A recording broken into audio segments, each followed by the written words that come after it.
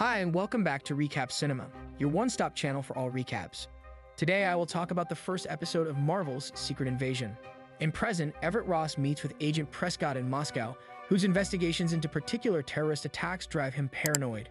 Prescott tries to convince Ross that a rogue faction of Skrulls has been secretly invading Earth for years and are planning in secret an invasion to take over the planet. Ross, convinced that the Skrulls are friends due to their alliance with Nick Fury, who is currently residing on Saber, asks for more evidence.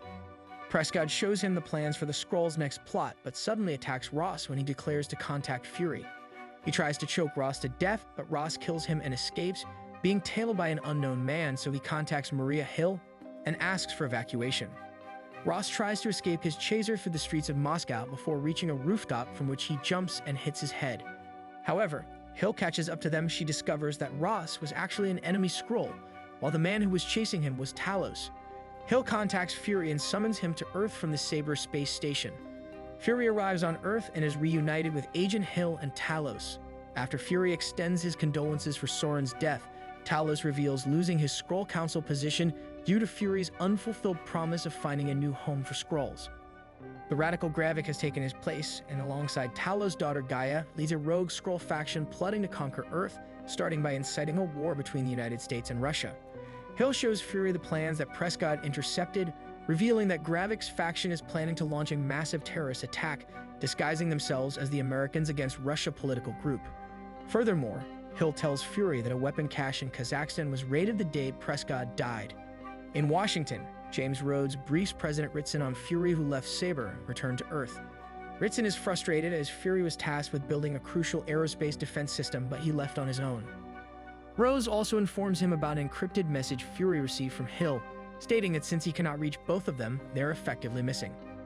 Frustrated by the recent events, Fury takes a walk on the Moscow streets, where he gets ambushed and kidnapped by MI6 agents and delivered to his old friend Sonya Falsworth.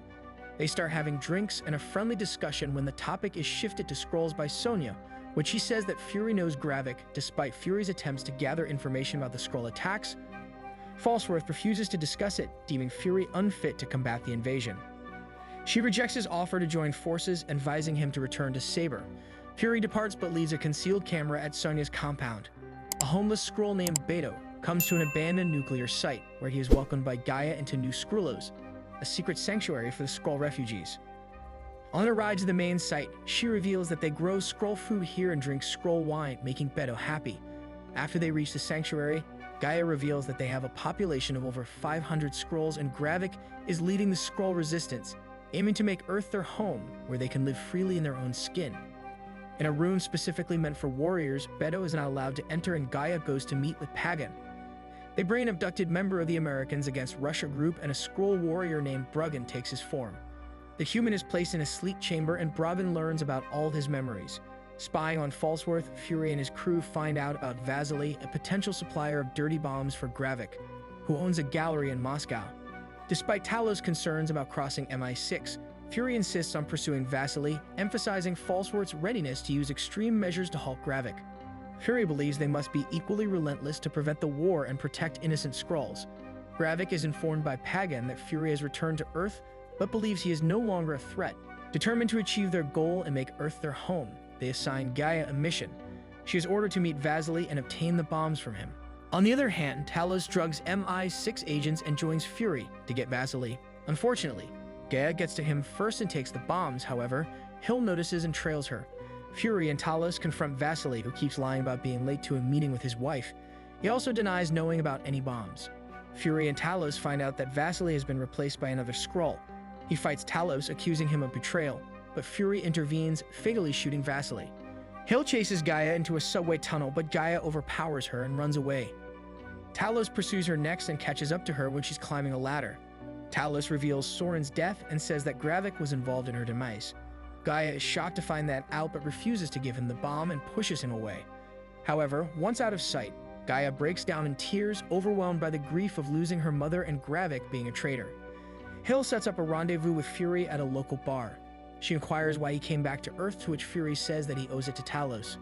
Hill replies that after Thanos' snap, Fury has lost his edge and is no longer the same guy, so he should consider retiring. Gaia brings the bombs to New Skrullos, but suggests postponing the attack due to Fury and his crew's pursuit. Pagan disagrees as they now have the bombs. Later, in a private meeting with Talos, Gaia, though still angry with him, reluctantly discloses that Gravik's operatives will strike tomorrow, although she is unsure of the full scale of the attack. She promises to mark the bag containing the bombs for Talos. The next day, Fury, Hill, and Talos go on a mission to intercept the bombs, chasing the Gaia and the Skrull operatives. Talos and Hill capture the couriers only to discover the bags were decoys. As Fury corners Gravik at the square, he detonates the bombs, claiming numerous civilian lives and causing chaos. During the mayhem, Gravik impersonates Fury, ambushes Hill, and shoots her in the stomach. As the real Fury comes along, Gravik shifts back to his default human appearance and flees, while Hill succumbs to her injuries. Thank you for watching. Feel free to hit the subscribe button for more videos like this.